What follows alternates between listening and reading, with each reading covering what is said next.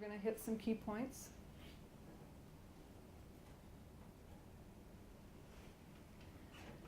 Any questions on any of these? Did you like the way I put communicates first and team second? They want you to be a team player, but also able to work independently. I think that an excellent understanding of the position and the expected duties really depends on what you're applying for and if you've done it before in the past. So somebody like myself is going to apply for a position as a recruiter, a facilitator, a career development practitioner or advisor, any of those, and I know that job inside out and backwards. I've been doing it long enough, right?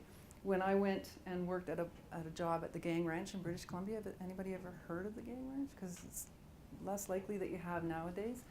In its day, it was the largest ranch, I believe, in North America. It was 1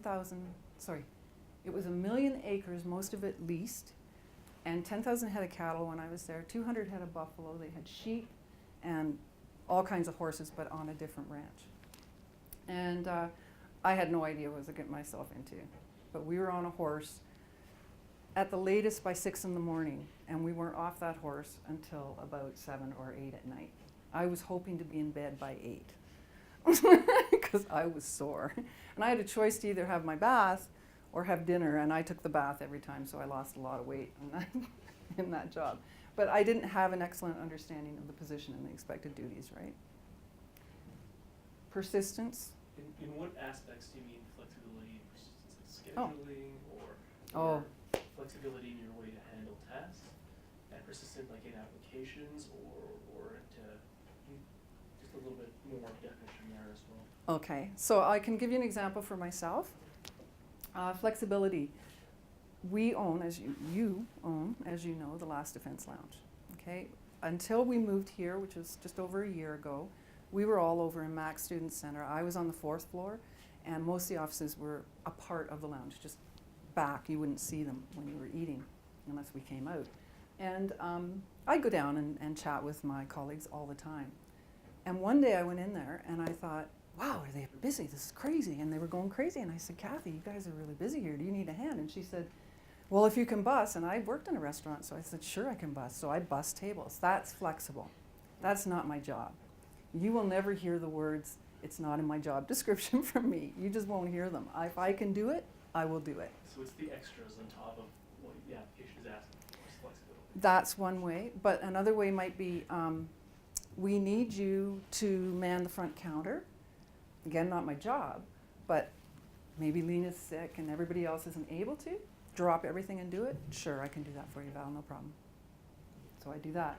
Persistence is something I didn't even know I had until I came here. I think I had it, I just didn't have to use it as much. So when I'm trying to get mentors, I kind of don't take no for an answer. But sometimes I do, because that particular person at the business can't do it. Then find me somebody else from that company that can. And they usually do. If I can't get through on the phone to somebody that a student wants me to contact, I'll wait and try to figure out ways, how can I get through to that person? Maybe they're being screened, like they're screening their calls and they're being, the barrier's being put up by a receptionist or something like that. So I call after hours when I get the voicemail. Things like that, and I'm very persistent. I just don't let it go. I'll lay in bed sometimes going, oh, yeah, I didn't get a hold of that guy yet. I'm gonna have to do that. So that's just, it's stick-to-itiveness, right? Oops, there we go. Try that again.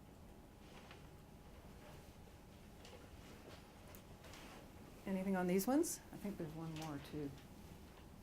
Scared to do it almost. There we go, that's it. This true understanding of what you bring and what others bring to a table, that has to do with knowing your behavioral style. And you can do assessments to figure that out. Or I've got a sheet that will give you anything you need to know on the DISC, which is dominance, influence, steadiness, and compliance. That behavioral assessment, I've got information on that and how to communicate with others that are on a different scale than you are and that type of thing. So I've got all that available to you if you need it. We used to do a workshop on that, but it just wasn't very popular. You know yourself better than anybody. So when they're saying to you, you know, give me an example of a time when you had to address an issue with a colleague. I'm a people person, and I generally get along with everybody. So it doesn't mean all the time, and the times I don't, I at least can figure out why there's a bit of a clash there. And I still respect what they bring to the table. I used to work in a lab drawing blood with this lady who, I think she learned how to walk in Africa. She'd be like walking like this. I just, me, I'm just 90 miles an hour, straight line. So that's a huge difference if we're trying to work with specimens that need to be over to the hospital in time and all that. And I used to say to her, oh, well, why don't you start right now and I'll go pick you up in about an hour and take you the last little bit, because we tease each other all the time. But that woman, what she brought to the table was amazing. She had a way of drawing blood like nobody else, and very rarely was there a person she could not draw blood from, even an infant. So, she brought a lot. I learned a lot from her. Offers input and suggestions when asked. I had an industry very, very recently say to me, please tell the students that when I ask them to help me solve a problem, they don't go, I don't know. Because the minute they do that, I'm kicking them out of my office and they will not have a chance at a job here. So what they're saying is, we don't care what you tell us anything, because that might tweak something in somebody else. It'll say, hey, that might not work, but this might. And so the solution comes up. It's like brainstorming. So you gotta know that it's okay to offer input. There's a lot of cultures, I've been told, that you're not allowed to do this. You're not allowed to actually talk to somebody higher than you and give them a suggestion on something. But not here in Canada. We welcome it. Creative, confident, actively listens. Does anybody know what actively listens means? Anybody in psych here? It's when you're responding, like when you're listening to someone and you're occasionally responding with, okay, yeah, that's great. Like actively participating in the conversation, even though you're not the one talking, just kind of letting them know that you're listening. Okay, that's a good part of it for sure. I learned something that doesn't come naturally to me is to shut my mouth. And here, right? And when I open my mouth, I have to say something like, if I understand you correctly, and I repeat it back to them, and they say yes. Then I know we're both on the same page. And in business, if you're not understanding what your supervisor has just assigned you to do, and you go and do something completely different, and you're being paid $50 an hour, and it took you 2 hours to do that, and you go and you present this to your supervisor, and they say, this isn't anything what I wanted.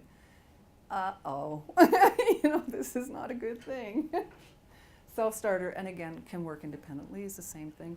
But you're not afraid to go out there and start something up on your own, knowing what has to be done, okay? And not afraid to go to others and finding out if there's something they need to add. Here, again, same website, but I want to point out, cost of hiring the wrong person could be massive. Quality of hire is perhaps the most critical of all measurements, so make sure that person in front of you and that you're going to ask or offer the job to, make sure they're the right one. And any shortcuts can be devastatingly expensive. So there's more costs involved. Okay, any questions on that? Sorry, what do you mean by shortcuts? So, well, let's not check their references. Oh, you know what, don't bother with the behavioral questions or the technical interview. Don't worry about that. We'll just pretend they know everything. Okay, those are shortcuts.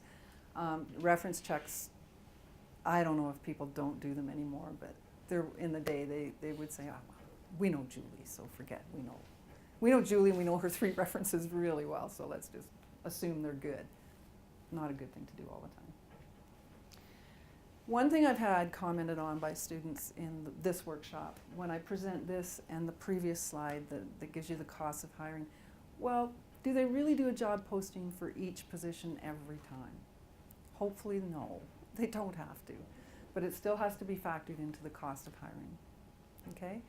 Every company would hope that maybe it just needs a little tweaking, and every once in a while you would have to revamp them, bring them up to date with the times, but generally, really depends on the company, but I would say you can use the same posting in the future.